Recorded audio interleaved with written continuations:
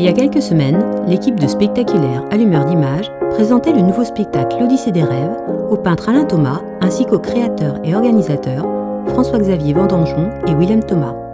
Je dois avouer que sans être vraiment inquiet, je me demandais ce que l'équipe de Spectaculaire pouvait nous créer. Et je suis stupéfait, surpris dans le bon sens du terme. Il y a un renouvellement de couleurs, de musique, et tout en reconnaissant mon œuvre, donc j'en suis très heureux et je pense qu'il y aura matière à découvrir un spectacle somptueux. C'est une pression véritable de présenter le spectacle à Alain,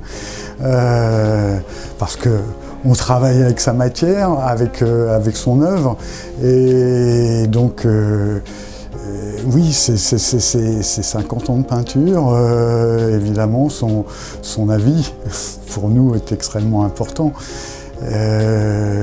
Voilà, je crois, il me semble qu'il l'a bien perçu. La différence avec le premier spectacle, c'est que déjà on est dans un deuxième spectacle, justement, et donc on a eu le temps d'appréhender la cathédrale lors de ce premier spectacle. C'est une chose de travailler dessus pendant des mois sur l'ordinateur, mais quand même ce qui nous apprend beaucoup, c'est de voir le résultat. Et donc, fort de ce travail qu'on a fait il y a 2 ans, bien, je pense qu'on est allé plus loin dans ce spectacle-là, dans la rythmique du spectacle, dans la variété des scènes. Je suis très content. J'y crois beaucoup, en fait. Je suis très content de ce spectacle.